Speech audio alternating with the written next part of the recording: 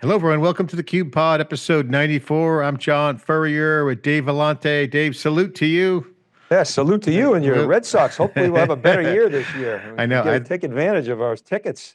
We have season tickets with Red Sox. I mean, Dave, how long has it been? Over Oh 15? my God, I've had them since the '80s, John. Yeah. So we got 8 rows behind home plate with the Cube. So if you're a Cube fan, you need Red Sox tickets, call Dave Vellante. Don't call me. No, you call me too. Call Um, Tyler. I'm a Yankees fan now. Mets and Yankees, Dave. Let's go. I'm Come going to on, you're a New, Yankees going to fan. New That's York. New Jersey guy. I can't like the Yankees no matter what. I mean, I love the Rangers.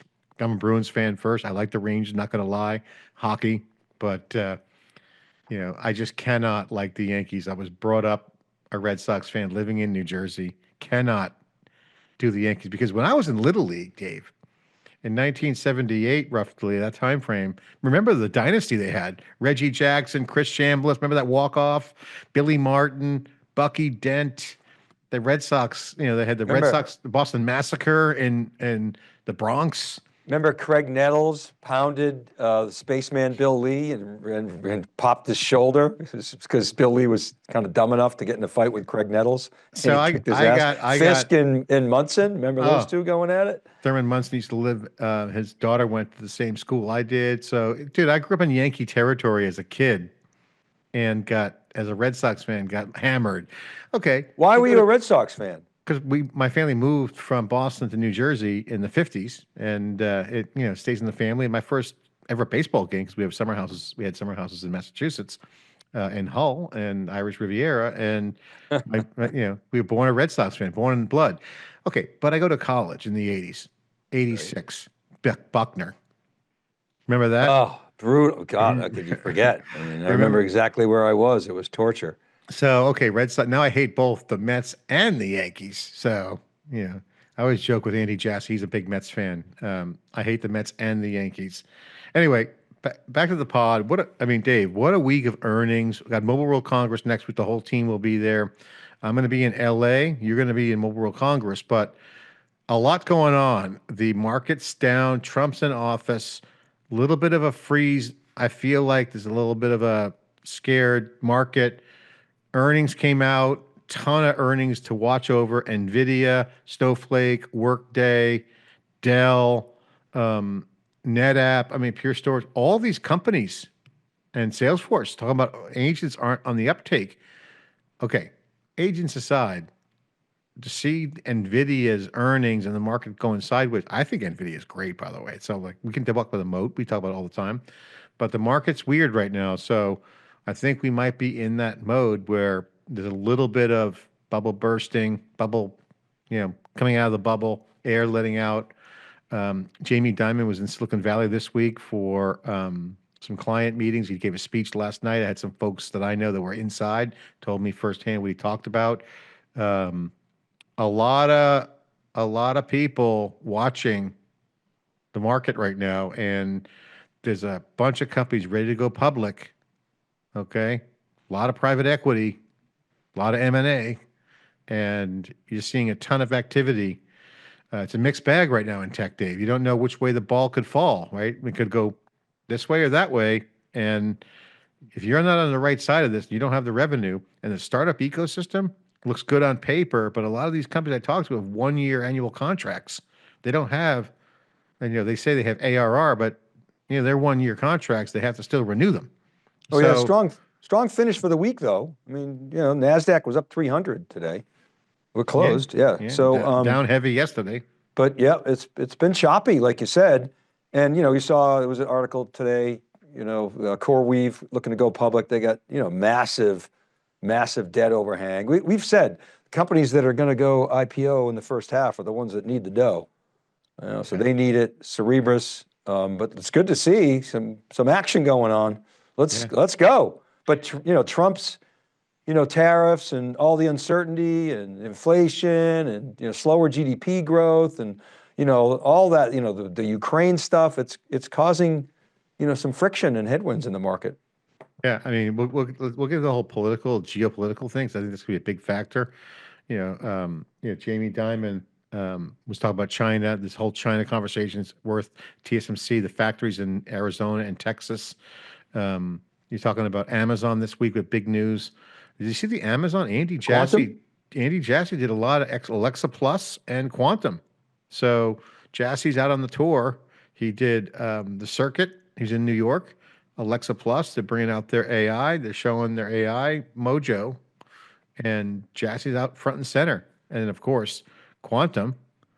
Amazon introduced its first quantum chip concept, so that's interesting. So, Right after Google and Microsoft, right? Is that correct? yeah, well, yeah, exactly. But I don't see that as a problem because quantum's still a ways off. But so and Amazon's making news, and IBM bought DataStax. Okay, HashiCorp got approved. So, I mean, you're starting to see some movement from the big whales, big time. I like that move by IBM. I remember Billy Bosworth back in the big data days, because Cassandra was the the DataStax open source database. It's a great move for IBM because NoSQL, they get the open source and the on-prem, and DataStax. Remember, they started on-prem, but then went cloud. So they both got on-premises and cloud. So, but the thing about DataStax is it's a transaction database. It's ACID compliant. That's IBM's wheelhouse. Did they disclose a number? This is where no, IBM used to be great at acquisitions, and then it lost its way. Remember, they bought the Weather Channel and all kinds of kind of head scratchers. They tried to get into cloud with SoftLayer. You were always very critical of that acquisition, of course. but they've got the mojo back. I mean, it started with Red Hat. That was Arvind's first acquisition. It was under Ginny, but it was really Arvind's deal. Yeah. And then what they've done with HashiCorp, Aptio, many others. I mean, I like the DataStax acquisition. I think it tucks in nicely to IBM's portfolio. It really will give them a massive lift on their data. Bruno Aziz is over there, Ridika's team at IBM. This is a good move for IBM because IBM has always bet on open since they threw their hat in the ring for Linux. Remember, back in the day, they were OGs in open source. So they got the Granite models, they got the DeepSeek alignment. This is good because now their data play as the enterprise could be relevant. And people don't remember that, John. Steve Mills, back when $1 billion was a lot of money, said, we're going to invest $1 billion in Linux. And this is when Microsoft was at its peak. And I've always argued that open source, Linux in particular, because the LAMP stack runs the web, that's what moderated Microsoft's dominance. Microsoft would never go away. They were never going to run into problems like Intel, only because they had such a great business model and their software is so profitable. But remember, they were sideways for a decade until Satya came in. But it was Linux, and IBM's, was really behind that, and it was a really transformation for IBM. Unfortunately, for years, Ginny really didn't take advantage, and was kind of services led. But man, Arvind has really got him out in front. The earnings, again, Salesforce said that agents won't contribute to revenue. We knew that, but I think the market, that puts a little bit of a wet blanket on the agent hype, but still, agents definitely going to happen. What do you mean they said agents aren't going to contribute to revenue? They got $1 billion. They're like Salesforce said that the agent force services won't contribute much to their earnings in 2026. That was public statement. Okay, but their data cloud is like over $1 billion now. It grew to $1 billion faster than Snowflake and Databricks, and that's the sort of key ingredient, that data fabric, key ingredient for agentic enablement. You and George Gilbert did a breaking analysis on this last year, and a post on SiliconANGLE, and you put this on thecuberesearch.com. The yellow brick road to agentic AI. Remember that? Yeah, of course. Okay, that is happening. That is still developing, and like we've always, not to pat ourselves on the back again on the Cube Pod, but we said that agents need to develop once the AI infrastructure is in play. So I believe firmly that the agent model's coming faster than people think. However, until the infrastructure is done, meaning those clusters, Nvidia, we'll talk about the earnings in a second, the Cerebras of the world, once the semis and the systems architecture gets built, that's scalable, that actually runs large scale software. And that's what these investors don't understand, Dave, is that the underpinnings, whether it's NAS, file systems, or network attached storage, how the compute's architecture with the memory. I was talking with David Flynn from Hammerspace just recently around how SSD is going to be a capacity layer tier. I mean, that's insane, right? So you I start, know, right? so you have the infrastructure, but you have to run software on it. So the investors should pay attention and know that in the software stacks are kind of behind. And so this is where I think the market's going to lag a little bit. But once that pops, agents will drop right in because that's like the middleware. And So, you your know, post nailed it. I mean, look at, you know what, I'm reading the post right now on the yellow brick road to uh-huh. agentic, the wizard behind the curtain. So yeah, so you know what this week's breaking analysis is? I did another one with George. It's Nadella versus Benioff, the real story behind AI's agentic future. And so, what basically we're doing is, you know how Benioff calls Yeah. Microsoft Copilot's Clippy, and Satya says, "Oh, you're not going to need SaaS in the future. You're just going to have agents talking to a CRUD database," which is kind of bullshit.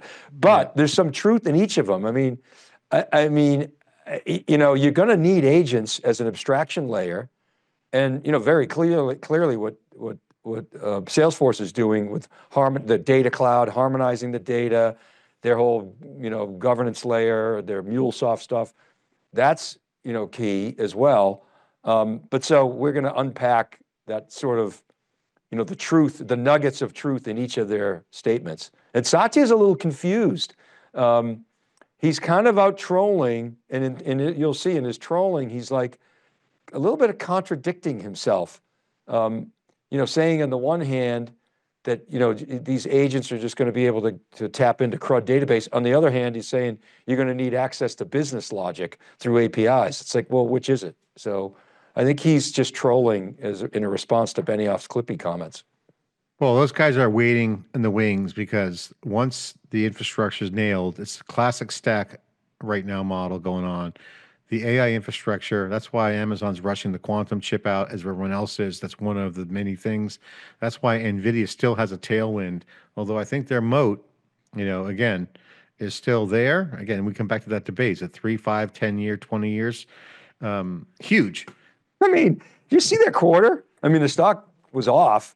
They beat revenue. It was better than expected. They $2 had billion they beat by 2 Yeah, they billion. beat by 2 billion. They had 18% sequential revenue growth. Who does that? No other semiconductor company has ever done that. And then everybody was concerned about Blackwell. So I've been tracking this. Early in the cycle, people were expecting like 5 billion in Blackwell this quarter.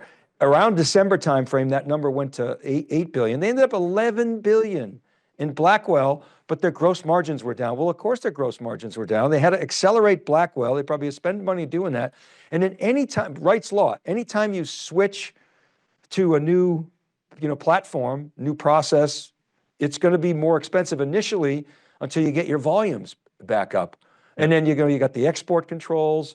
I hope the Trump administration cleans those up. You saw the article in the Wall Street Journal this week talking about how Microsoft's Brad Smith was urging the Trump administration to clean up that tier 2. You and I have talked about the tier 2. Countries like India, Switzerland, Israel, they're in tier 2, and you can't ship stuff to them without going through ridiculous gymnastics. They got to clean that stuff up. But I'm looking at some forecasts from some buddies of mine on Wall Street that I talked to. They finished the year, Nvidia, 130 billion. They're going to do 200 billion next year. The 27 forecast is 230 billion. That's light. I think they're going to beat that. They're going to 270 billion the year after that. I mean, that is massive, massive growth. Yeah. They're the new Intel. 70+% gross margins. They're the new Intel. I think the tailwind's still there for them. I think looking at the DeepSeek announcement a few weeks ago, which by the way was in market months earlier, the investors just don't know. They don't really have a clue on what's happening because there's so much technical action going on. There's architectural action. NVIDIA doesn't lose on either play. So whatever scenario you look at, Will it be a God server cluster with, multiple subsystems underneath it with compute optimized? Yeah, maybe. Either way, they win. Everybody wins. Cerebras wins. Actually, Intel and the compute guys win. AMD, Intel, the memory companies are going to make bank. So HBM, I think SSDs are going to come back massive. Okay, so I've been digging into that and been doing a lot of research on this. SSDs will be a capacity tier. And again, we've talked about this before. It reminds me of the 90s, back when there was a lot of systems engineering going on between memory, what's on the bus, what's near the processor. That's still going on. And Amazon wins too. Like they're well down the path of large scale. So large scale computing systems will be the dominant force for the rest of the year. 2025 will be AI infrastructure, period. Once they get to a threshold, then the floodgates will open. The agent layer kicks in, which by the way, there's startups working on that now, there's companies working on that now, and Salesforce. They're waiting in the wings. They have to wait. They can't force their stuff to a sub-optimized infrastructure. So I think if you look at if I'm an investor picking stocks and picking companies, I don't look at earnings. I look at products. What's the roadmap say? Nvidia is a perfect case. People are going sideways because, oh, they didn't hit this. They hit $2 billion beat. Unbelievable. And that's not going to stop. What will potentially hurt Nvidia is if the market shifts architecturally for the large hyperscalers, for the large enterprises, whether it's financial institutions or these AI clusters, AI factories, then that's what I would watch. I would be squinting through that. I'd be reading those tea leaves, because if the architecture, it goes into distributed computing data center, which you guys predicted at theCUBE research, $1 trillion TAM, massive. Yeah, I mean, but Nvidia's positioning for inference. Everybody's like, oh, once it shifts to inference, the panel you hosted at the New York Stock Exchange with one of the guys from AMD was on there, and of course they made a big deal about inference and their higher, memory capacity and their high bandwidth memory, but Nvidia's positioned well for inference. I think Blackwell, in many ways, is going to be a killer inference chip. Its gains in training are nice, but the value in many ways is going to be in inference. And people rightly make the point: you don't ever stop learning. Training and inference go hand in hand. It's not like chips, chalk and cheese, as Furrier says. They're collaborative in a way. And so I still really like Nvidia. I say don't worry about Nvidia. They're going to be good. Well, the problem with many people who don't understand the NVIDIA situation is that the demand for NVIDIA will be high. Here's a wild card scenario.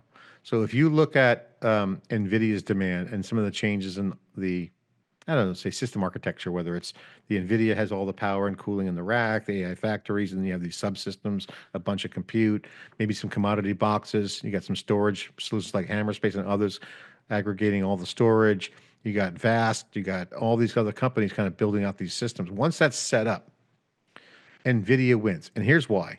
If you look at what DeepSeek did, Dave, then you say, why was DeepSeek so important? It wasn't because they had the best model. I just interviewed Calypso AI. They have leaderboards on all these things. Yeah, they had reasoning, but their models aren't as secure and aren't as good as, say, Anthropic, for instance, which is the top of the leaderboard. DeepSeek showed the world that you can be clever in the software. So NVIDIA's going to have the best chips. So the demand for Blackwell will remain very strong, in my opinion. And that'll definitely be for the next year or so. No doubt in my mind, because where else are you going to go?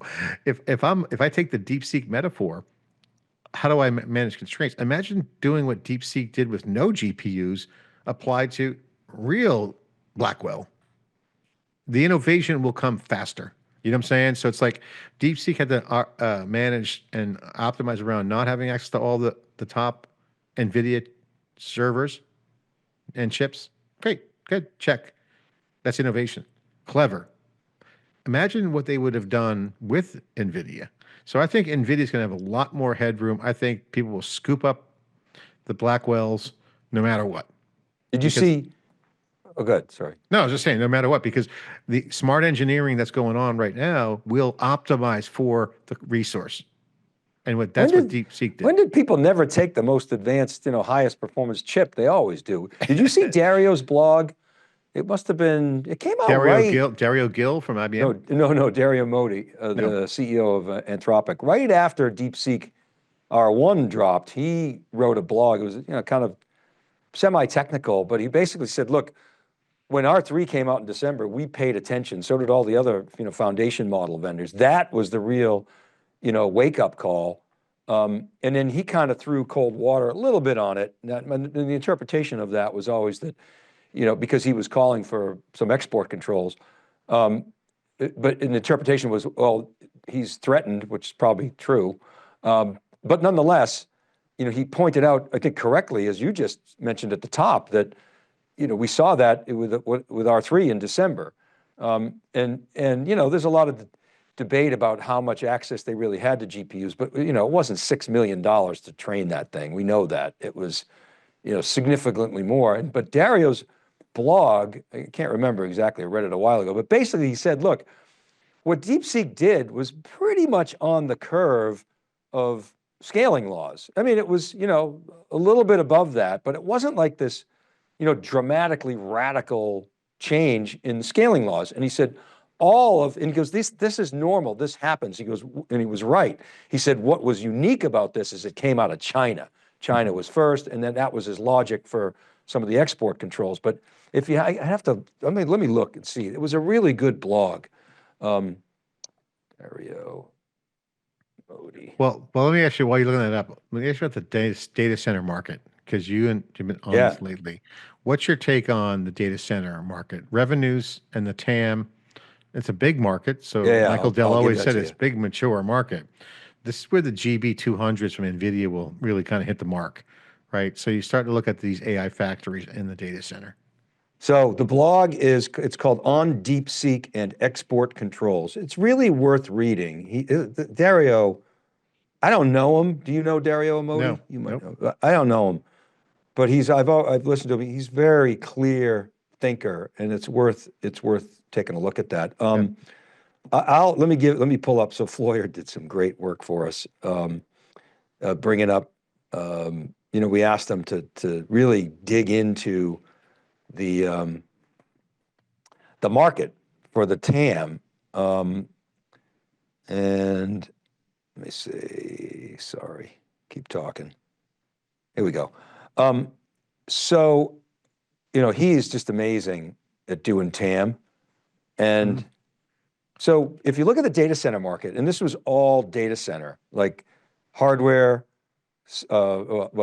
compute, storage, networking, cooling, power, the whole deal. It's astounding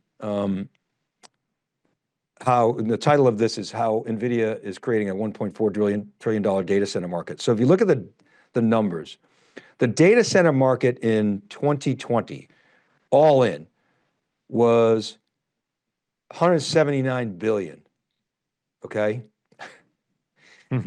And 95% of that was traditional processing, x86 stuff. Like, 5% or less was kind of accelerated computing, or what we call extreme parallel processing. In 2024, that number jumped to 350 billion. So from 179 in 2020 to 350 billion. So we're now in this inflection point, this data center super cycle. The extreme parallel computing, or the accelerated computing, went from 14 billion out of that 179 in 2020. In 2024, it was 180 billion out of 350. So big inflection point. I mean, almost half, right? Well, more than half, what am I saying? And then by the end of the decade, it's going to be close to 90%. And the CAGR over 10 years for all data centers, 15%, and for the accelerated computing is like 24, 25%. So it's this massive, massive platform shift, so that every part of the stack is being reformed toward accelerated computing. So, I mean, Nvidia, and by the way, Nvidia has about 25% of the market today, and we think they're going to hold that share. So this is like this rising tide that lifts the Nvidia boat, as well as other boats. Now, it's correct to point out a big chunk of that is hyperscalers.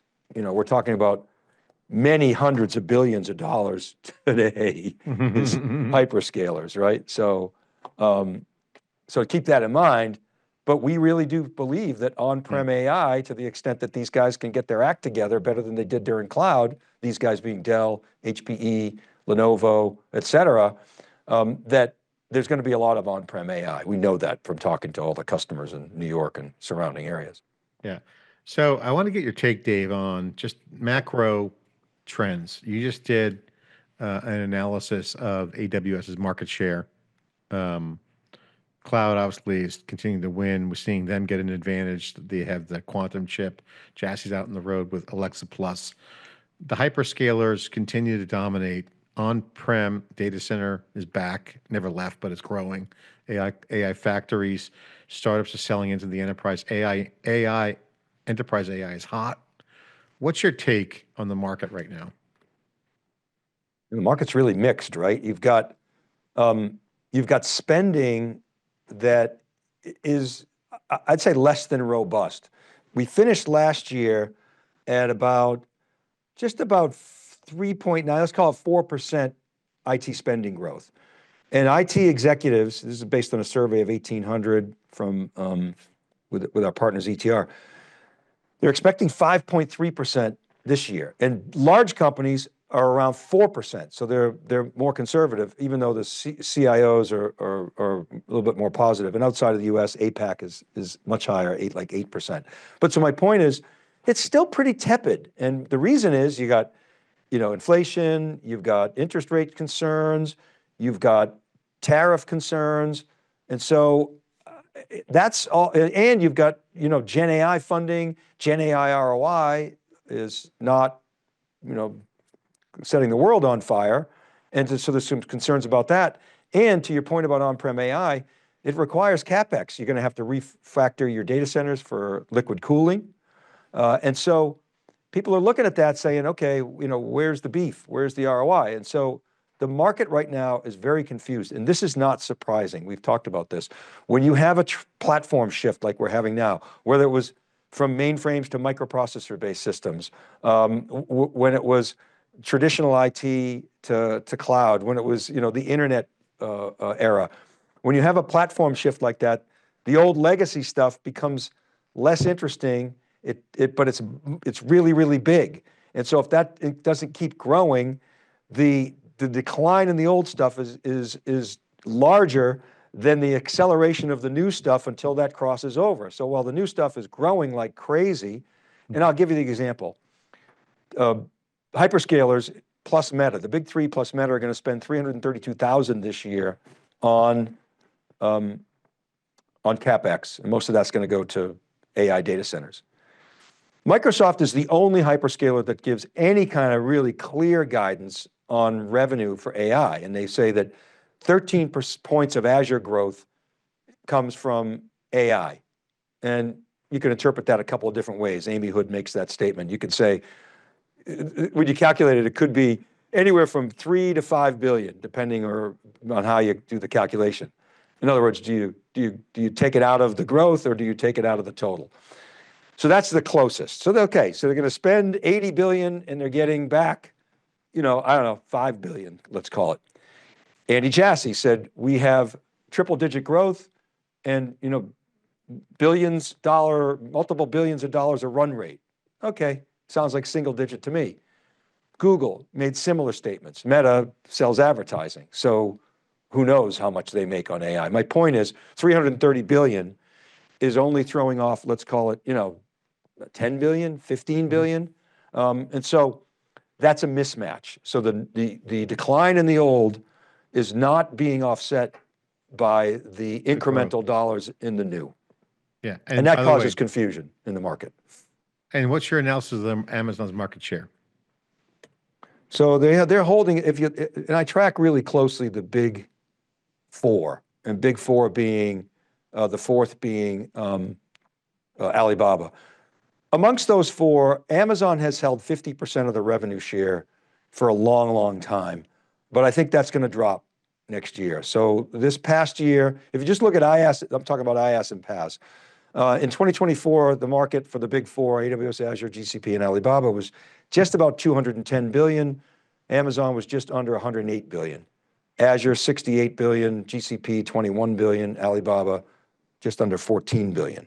So Azure, finally, people are realizing, Azure isn't necessarily as big as everybody thought. Now, if you add in SaaS, the story changes, because obviously Microsoft has an enormous SaaS business, right? If you add in SaaS, Microsoft's 152 billion this past year. And AWS, like I said, 108 billion, and then Google, they also have software about 40 billion. So that's where the picture changes. And I guess I would say this, John, you and I talked to Jassy about this. They have some SaaS like Connect, but it's single digit percentage of their business. And so is that upside opportunity for them, or are they going to let builders build those applications? I think they have a TAM expansion. You could call it an opportunity or a problem. I don't know. What do you think? I mean, I think Amazon is going to be a good stock. If I was picking stocks, I don't give advice. I like Amazon. I think they have headroom. I think there's going to be a lull in the market. I think the hyperscalers will be the power source for most of the agent and data work going on. All of the analytics businesses that have been built over the decade plus will also bring in some machine learning and Gen AI for the, I would call, non-super mission critical workloads. I mean, if you're a financial services company like a JP Morgan Chase, obviously you're regulated, they won't touch anything. But I think there's so much action with Gen AI that you'll see apps coming out. Developers, I think it's going to be a huge tsunami of developer integrations that will fund the market. That's going to go to Amazon. The enterprise will lag a bit. So I think the new consumer, remember the old days, Dave, consumer and enterprise, a consumer, hot new thing, got all the action and the enterprise kind of lagged. I think in today's market, the hyperscalers are the consumer in the sense of where the money went first. So I think Amazon and Azure to some extent, but again, they have a data center challenge. They have OpenAI challenges. Anthropic is actually looking like it's the best model out there in terms of the security index and other things. Amazon could be that consumer play because all the consumer apps developers are doing it on Amazon, right? So, right. So I think Amazon's the new consumer factor. Back to use that analogy of the old days. And that's where the money goes first. There's always one place the money goes first. And in startups and entrepreneurship, back in 2 decades ago, was consumer. The web was consumer, then it went to the enterprise much later.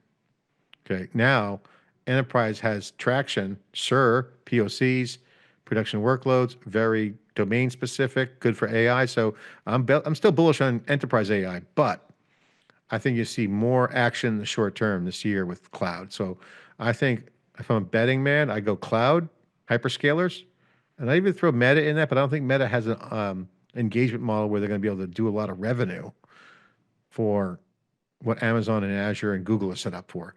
I think Google is beautifully set up for bringing on stuff, but do they have the muscle to do it? Amazon has the startup ecosystem nailed from day one. They're the leader, right? So if I'm a betting man, I go Amazon on this one, AWS. I tell you what, I kind of agree with you. I said yesterday that I thought that Amazon could, because when you squint through the statements, Jassy said they were basically constrained. So Amazon could have another 3 points of growth next year. Their growth could actually accelerate this year. Now, it's interesting, Google, everybody's sort of down on Google Cloud, but people don't pay attention to the statements. I mean, it was very clear that Google Cloud platform grew significantly faster than Google Cloud overall. I see that as a very, very positive, because that's where Google has been struggling over the past several years. The other thing that people don't realize, and I've seen this now in the past maybe 18 months in the ETR survey data, Google in machine learning and AI is closing the gap on AWS. I'll give you a little quick stat.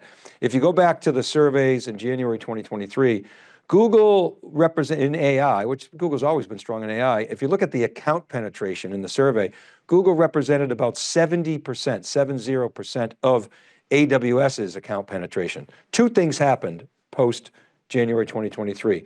The number of accounts that began adopting and citing that, yeah, we're spending on ML and AI, like doubled. I mean, it went through the roof. The second thing that happened is Google went from 70% of AWS to 93% of AWS's number. So they closed that gap, and you can actually see it when you push the button and run the play button.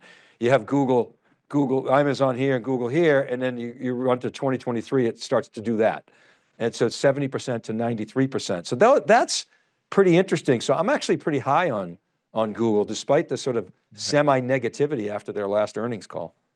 I'm very high on Google. If you look at Marketplace, I've been doing a lot of interviews and meetings with Stephen Orban, who runs Marketplace, and folks in the Google Cloud product groups. They have the juice. In fact, Sergey Brin was on publicly saying recently that a memo, Google could reach AGI if employees worked harder or were in the office more, saying 60 hours a week is the sweet spot for productivity. It's about right, by the way. Google has. It's about right. Google 60 hours. It's very Jamie Dimon. We'll come back to Jamie Dimon, what he said about China. Yeah, you got some scoop there. Remind me to get the JD Dimon China angle. But Sergey's point, Google has the keys to the kingdom on AI. Their cloud business is changing and growing significantly. They're getting all the ISVs over that were on Amazon because of Supercloud, Dave. Multi-cloud, Supercloud is happening. So remember not to, the Supercloud is becoming a thing again. Had never left.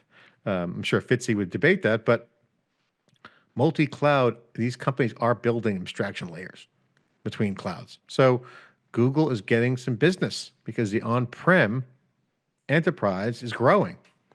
I think you talked about the CAGR on that. What was the CAGR on that? 10-year CAGR on enterprise that you forecasted? Well, the 10-year CAGR on all data center is 15%. 15% in a market that was shrinking. That's massive, by the way. 12 is super great. Yeah, 15 is exceptional. CAGR. By the way, did you see what Fitzy published today? Have you seen his? No. He's always saying how, Microsoft is awesome because all the CapEx they're spending.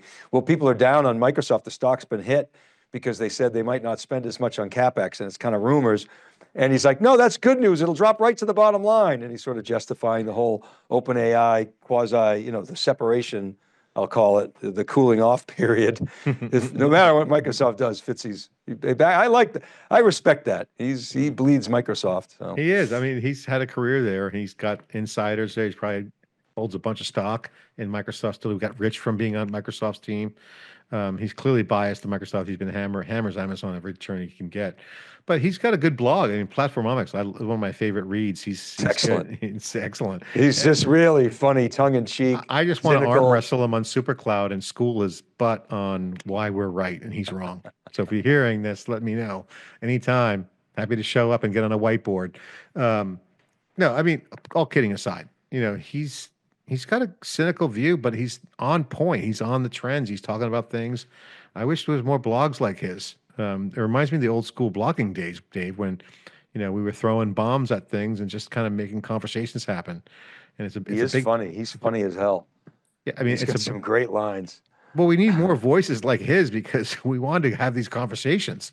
And this is why I think there's asymmetry in the media market right now. It's just like cybersecurity. And again, our CUBE Global initiative is a big part of that with New York Stock Exchange, is that by getting more content out there, then people can decide. So Fitzy's great. Platformomics is a great blog. Check it out. Of course, he always mentions us whenever he wants to dig into our Supercloud, but I think he's that's how we met him, because he was shitting all over Supercloud. And so we went back and forth. What's the definition of Supercloud? So we defined it. He goes, you're making shit. It was so good. I mean, I like he did more to advance our Supercloud thinking, which originally started as a tongue-in-cheek, just kind of throwaway. And then, it turned into, a whole series. Yeah, we It, did a couple of years of it was a Supercloud. media construct, but you know what? It wasn't a throwaway. Were actually right. Okay, Yeah, yeah, yeah. No, we were right. And what he doesn't understand, because he's old school, like classic waterfall kind of thinker, like the old school software development days where you yeah. waterfall. He comes from that world, so he's not that modern in the sense of like us. And so he's like pissing on us for that, because but what he doesn't understand is that we're the cube. We make observations. So we weren't baked. We're not afraid to say, hey, it's not ready. We did that. We did the spec. We opened it up, and look at what happened. Everyone that's doing multi-cloud is in essence what we were talking about then. It got filled in by the industry. Hey, job's done for us. We're not trying to be the Gartner, right? I mean, that's the whole point. And look at how many superclouds have we done? 6 or 7? I mean, I can't remember. We've done how many Seven. superclouds? 7 supercloud events. Over 200 experts have come on. So, Supercloud was awesome. Well, I said a throwaway. It was a trend that you and I observed in 2021, right before Omicron, and we could see the ecosystem forming above AWS, and that's what we called Supercloud. Snowflake was an example, and many others, and then we defined it. I Yeah. gotta share with the audience. So, just an excerpt from Fitzy. He's shitting on Amazon. It's true. This is a quote from Amazon. It's true that we could be growing faster if not for some of the constraints on capacity, and they come in the form of, I would say, chips from our third-party partners. They come a little bit slower than before. I think that might have been Amazon or Jassy or maybe somebody else who stated that. Fitzy's comment on that: those Amazon Nvidia meetings, they remain testy, but yay Trainium. Oh, good. He's so funny like that. It's worth a read just to see his cynicism. Well, he's got the inside baseball at Microsoft, so he's always, he's inside the ropes, so it's great. Let me ask you a question, Dave. On Nvidia, we got events coming down. We're looking down the barrel right now of Oh, the event season. Right, no. you're going to MWC. I had to Yep. tap out and going to LA Tomorrow. for an awesome event with a group called Forward Global. It's essentially a group of awesome kind of impact thinkers around the NYC Wired initiative we're doing. Then we got a series of events. May's going to be pretty much travel for us. As you look at events, we're looking at 77 events on the roster today. It could be up to 100 for the Cube. With the in studios action, we could have 1,000, 2,000 in studio, hundreds of guests. What's your view of the market, events, the vibe, enterprise? What's your sentiment take? What's the pulse? What's the temperature? Oh my God, we called this. I mean, you really drove our thinking on this. But coming out of COVID, we said the hybrid events are going to be the way. That physical events are going to come back. It was going to be bifurcated. You're going to have some companies like AWS, Snowflake would be another example, Databricks that want to keep growing, get their events to be bigger and bigger. You're going to see other companies scale it down. That's certainly what we've seen with like an Oracle. Um, Dell's kind of interesting. Dell's been trying to make it smaller, but Dell keeps expanding. I mean, there's a lot of demand now because Dell's become such more of a strategic supplier. By the way, Dell announced earnings the other day and stock got kind of crushed. But that's an interesting, I got some thoughts on that if we have time. But I mean, look, and our studios have always been an asset. Palo Alto, the outside of Boston, and now the 2 studios in the New York Stock Exchange. You can't beat the physical presence. And the New York Yeah. Stock Exchange has just been amazing. And you set that up. You made the call on events. You've been correct. Since 2021, you made this call. Yeah, I mean, it's awesome. By the way, on the NYSE Wired, Brian Bauman and I were having a huge event that we threw on the calendar. We interviewed Dan over there. Remember last week we were in New York? Yeah. So we were supposed to Was it have, last week? yeah, Yeah. Trump's Treasury Secretary was supposed to be in the building. He had to cancel because Trump canceled his trip to Miami. He was speaking at an event. But when you saw the success of crypto right now, it was supposed to be all the crypto heavies, Coinbase, everyone in New York. But now they're coming to California because the Ethereum Foundation is coming to California the week of the 9th of March. So Vitalik is Who's coming. coming? Vitalik? Vitalik is Really? coming. Really? He hasn't been in the United States in 4 years. They're doing stuff at Berkeley, Stanford, all around the Bay Area. There's multiple summits going on. It's a week of crypto in the Bay Area. Brian Bauman created a great event called Crypto Trailblazers. We're already full. We have Oh my God. we That's have awesome. we have a lineup that is so impressive. Joe Lubin's coming on. He's in the news today around the SEC killed that lawsuit. Remember they sued those guys? Yeah. In 2024? I forget when it was. But I'm telling you right now, so we have amazing lineup of people for this event. It started as a few interviews. Now it's called Crypto Trailblazers, March 13th, 12th and 13th film day. We'll be streaming it. We got the president of blockchain.com, the co-founder and CEO of BitGo, Joe Lubin from Consensus, Dave Ripley, CEO of Kraken. That company is doing billions of dollars in revenue. Okay. We got Gene Hoffman, Chia Networks. We have the head of institution at Coinbase, Vitalik from Ethereum coming on, Mike Cagney from Figure Markets, Marshall Beard from Gemini, and then we got AJ Warner for Off-Chain Labs. And I heard from our own Frank Entrikin and our team, he's got a relative might come on. So Really? yeah, he sent me an email. This is something Entrikin. I'm going to check it out, but apparently it must be related because that name you don't see very often. So he's got some DNA. He even knew who Vitalik was. So, Vitalik has a huge following, as you know. Remember Anthony Diorio and Vitalik, kind of the two co-founders of Ethereum. And I'm glad that he's coming to the States to promote, Ethereum a little bit. Ethereum has not kept pace with Bitcoin. Historically, when Bitcoin hits a new peak, Ethereum hits a new peak, and that hasn't happened. It's kind of double topped and it's been relatively speaking, I don't want to say sucking wind, but it hasn't been keeping pace.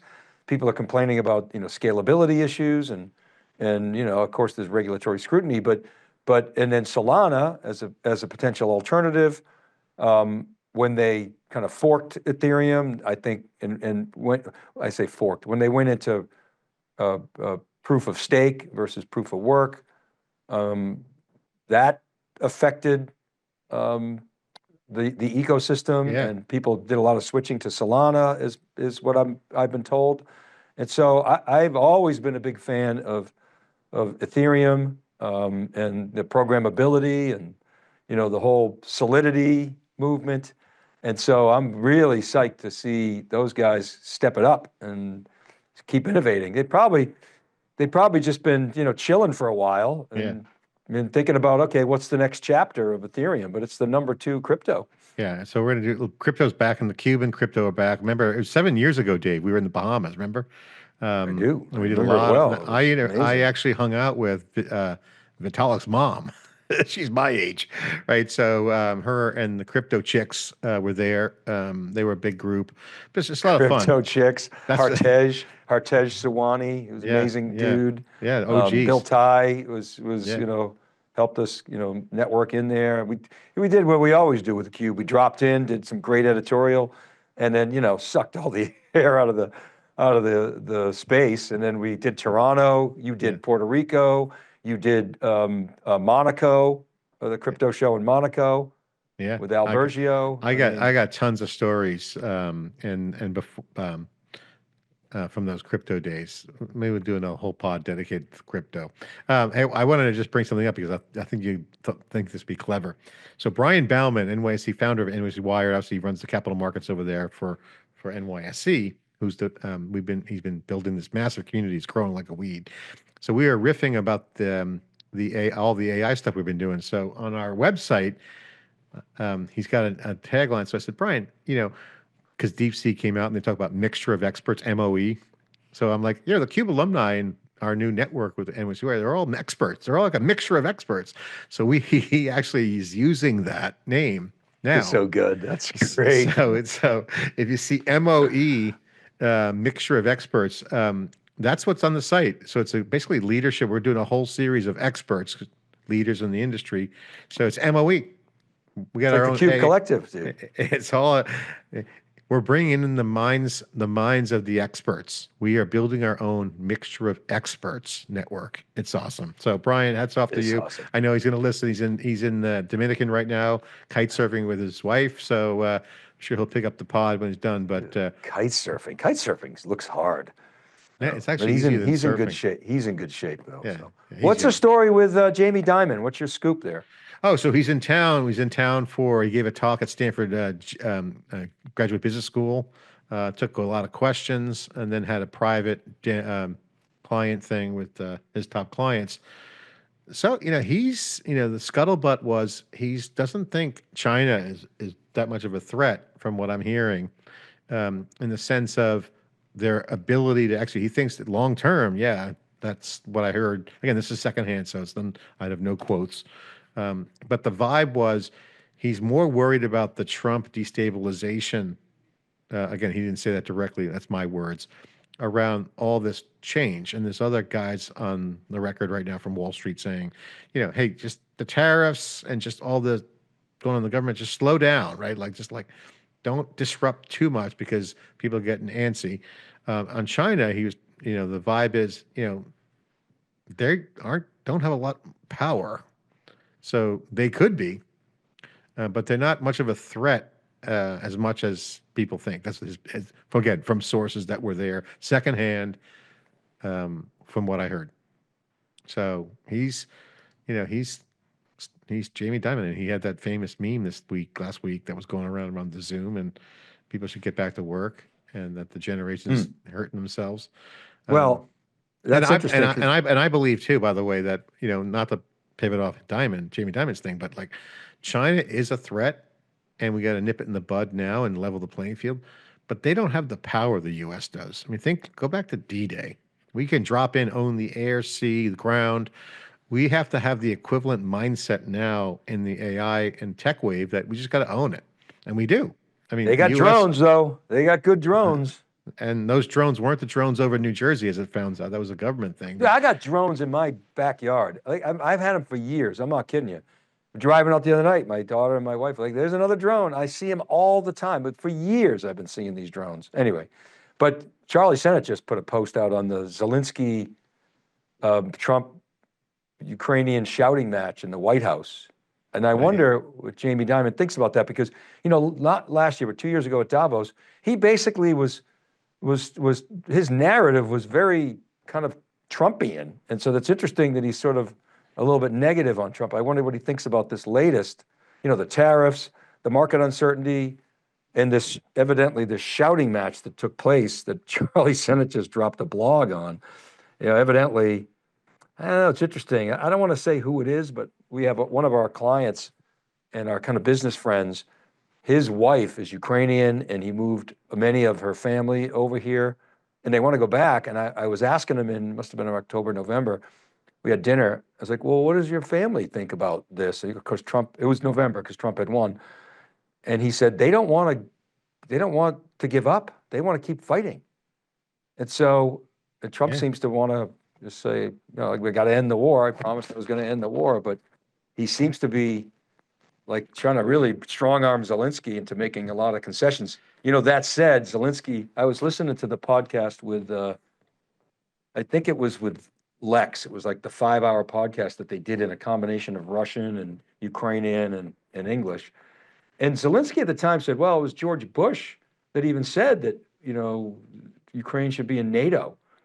And I was like, yeah, boy, Wolfie and Rummy and Bushy and Cheney, all the neocons wanted to bring them in, and that was probably the catalyst for this whole thing. So I don't know. Yeah. It's just like it can't help to have a shouting Well, match in the Oval Office, and evidently the Ukrainians got thrown out of the White House. So it's like, what the hell are we supposed to make of that? I I don't mean, know. I said on the pod, I know we go over time here, but like I said on the pod last week ago or so, maybe 2 weeks, Trump's a wild card.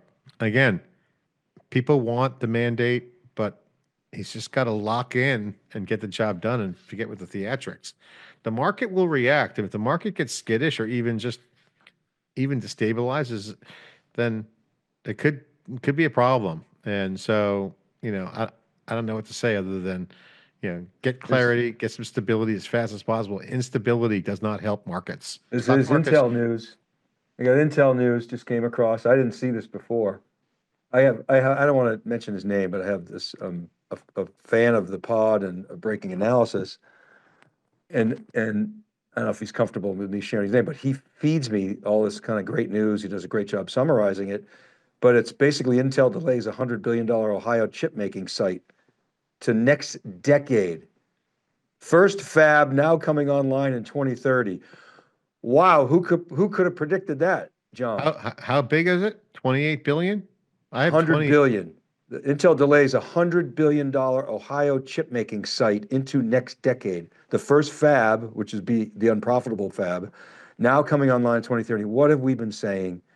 Yeah, We've been saying that, okay, it's $100 billion complex, $28 billion fab. Well, that's Intel has revised the construction schedule for its Ohio 1 semiconductor manufacturing site in New Albany, delaying its launch to next decade. The first phase, Mod 1, will now be completed in 2030, with production starting between 2030 and 2031. Mod 2 is set to finish in 2031, with operations launching in 2032. Companies slowing down the facility's construction to align with the investments and market conditions, but it could stress it could accelerate construction if needed. Oh my God. Oh my God. I mean, this was all just for show. We knew it wasn't going to happen. no, And read the press release from Intel. It's different. They're all bullish. Hey, congratulations. Timeline update. So, well, but again, this has been the story all along, right? I mean, how's that a good thing for U.S. competitiveness? well, I mean, look at the 3 years in that they're in. That's progress. But what's happened in the past year? Texas, Abilene, Texas has happened. TSMC in Arizona. Okay. This might not be news. This could be breaking news, but I hear up to 8 fabs, not 3, 8. Land in Arizona is going up. So Arizona, Silicon Sands, Silicon Valley's here. Yeah. Silicon Sands is in Arizona, Texas. And that's why Microsoft scrapped their data center. You saw those news about the data center. They scrapped all their data centers. So the U.S. is trenching in on chips. And so this could be collateral damage or, frankly, better terms. And you got a lot of sun over there in Arizona and Texas solar. What's the power and cooling strategy? I don't know, but Nuclear fusion. all these bets Right. are going to come in. We're going to see again. Jim McNeil, nuclear this fusion. this reiterates my entire point at the top of the pod. AI infrastructure is going to have to get done faster, and then the agents come in faster behind it. So all the agent bets are going to be slower. I mean, Andy Jassy told us at reInvent. Remember, we sat down with Andy Jassy, exclusive. He said to us, he kind of said it in the polite Andy Jassy way because he's very good. He doesn't like to throw the haymakers, but he basically said, "Yeah, we're finding it. People, customers are harder." He basically, had his Andy Jassy speak, which is, polite, basically saying agents aren't happening fast. It's hard. It's easy to get a demo. We've said that all along. I mean, It's easy to everybody's get. talking about agents. It's mostly single agent Yeah. systems, co-pilots, that without a data harmonization layer and no agent control governance framework. It's like, okay, Yeah, good luck with this that. stuff's not going to work. Yeah. Well, I mean, it's gonna work. It's not gonna be a mission critical, but it's gonna get the beachhead. Search is the killer app. Search. So RAG, that's why RAG's so popular. Again, agents will happen. So I know, I think they'll happen. But I was on with Salesforce earlier. You saw George was in the studio, and Yeah. they have within their ecosystem, they have the beginnings of this agent framework that is actually looks legit. They seem to be doing a lot of the hard engineering work. They've got the data integration, they've got the MuleSoft piece, they've got the data cloud or data fabric, they've got all the business logic, they've got access to that, they've got the metadata, it's all unified.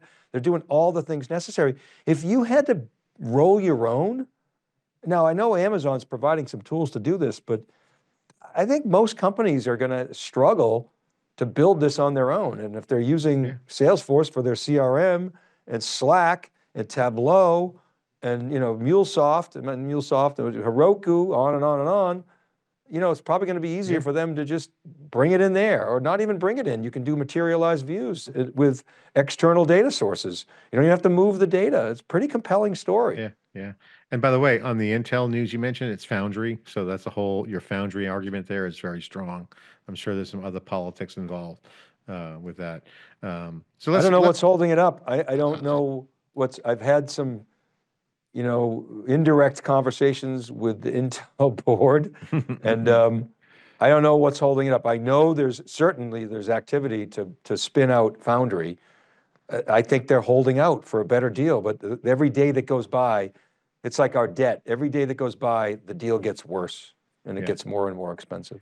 Well, I want to end the pod by saying, Dave's awesome. We got an awesome run coming up. Get your running shoes on. I know you're going to Mobile World Congress. I'd like to get your thoughts on that, but I want to put a plug in for the Cubed Awards. So we launched, Yeah. as everyone knows, we launched the SiliconANGLE.com, the Cubed Awards, cubed with a D. You've been cubed.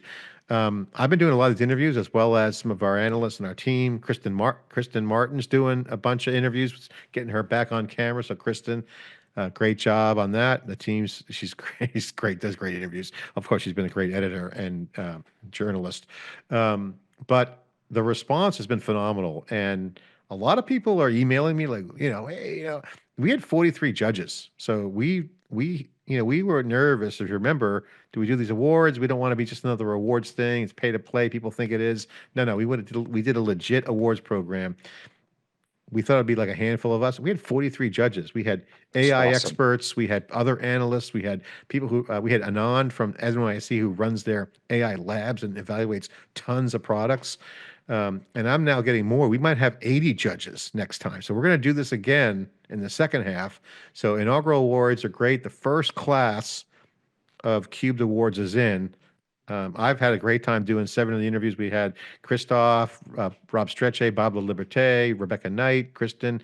We had just awesome guests: Extra Hop, Tracer, Capado, Influx Technologies, Varonis, SAS, Reggie Townsend, who Rebecca got the interview. I've been many times. He's cool at SAS. NetHopper, Cato Networks. We had the founder on Shlomo. He's the founder of Checkpoint, legend in the Israeli entrepreneurship community, also in Silicon Valley.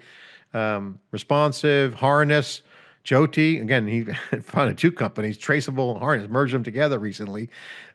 Tracer, Couchbase was on. They're doing great. They have a full end-to-end product. They're doing transactional and analytical databases in one layer. David Flynn from Hammerspace, Menlo Security, Extreme Networks, and DBT Labs, among many others. So great lineup. Contested, highly competitive. I got to say, I'm really proud of the team and everyone Amazing, who's John. sent I in. haven't been asked to do any of those interviews. I'm kind of butthurt. Yeah.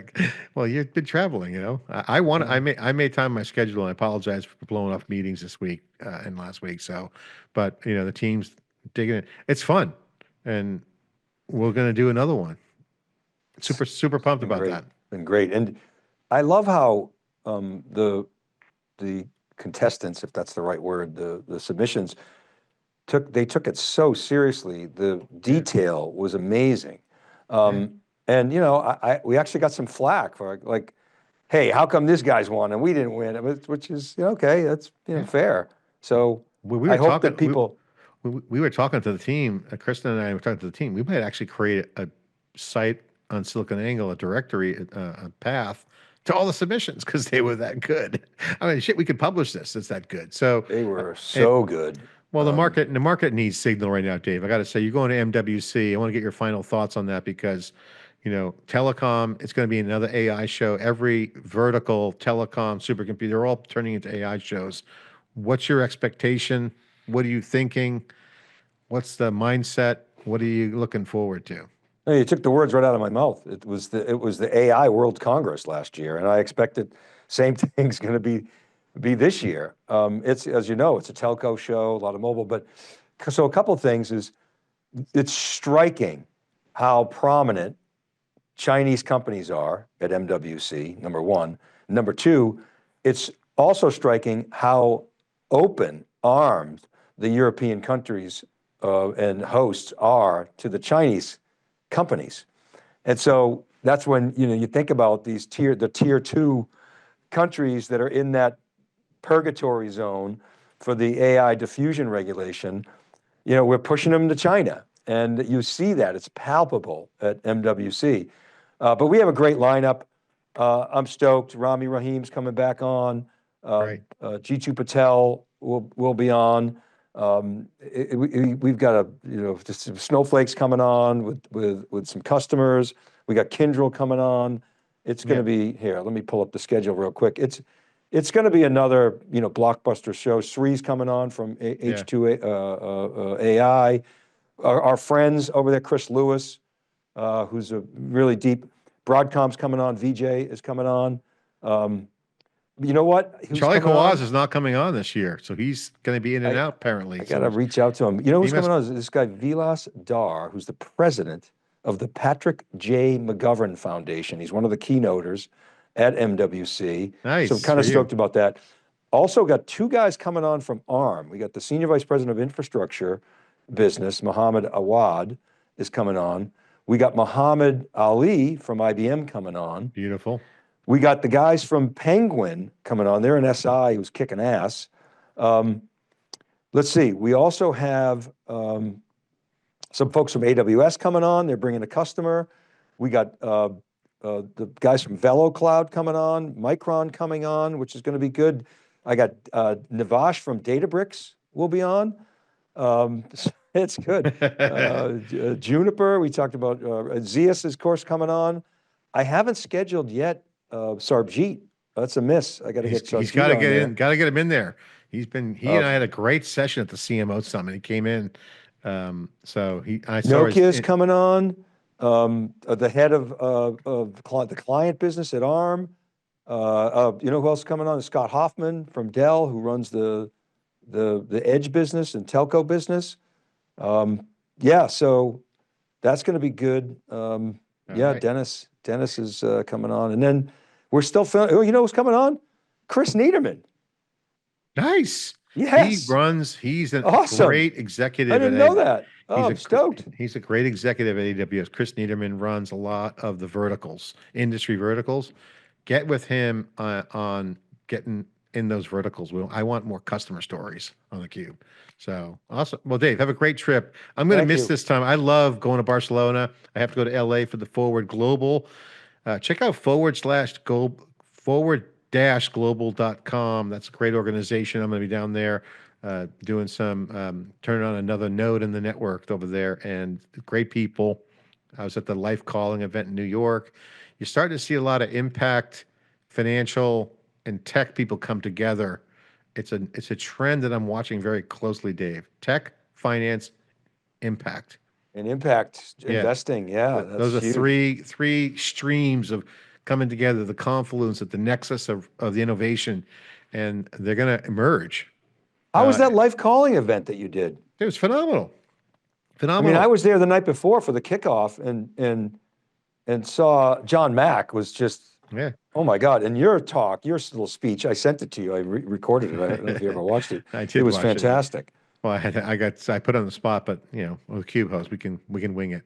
No, it's good. I mean, what he's doing is important because he's got this initiative called Notes to Humanity, and he's got a perspective which is really artistic and kind of very cool vibe, very specific, intentional.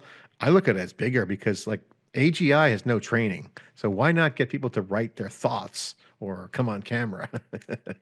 It's a little bit out there, but anyway, it's an important initiative because people need to humanize the network. The humans have to leverage the AI, not the other way around. So he is totally on that. His entire organization's mission is to let AI serve humanity, not the other way around. So who doesn't want to sign up for that? That's apple pie, right? That's really easy to get behind. I didn't fill it out that night. I need to think about it. Yeah. Well, I can talk about it, but if you ask me to sit down and pick up a pen, I mean, shit, I got to write something down with a pen. I got penmanship. I haven't written anything. When was the last time you sat down? Like a when was the last time you sat down and wrote a letter? Like a 2-page letter. Only thing I write out is like cards, like Christmas cards or birthday cards.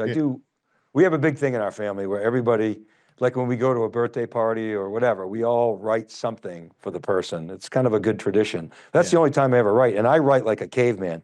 I'm a lefty. You know, it's just awful. I see in your Oh. notebook. What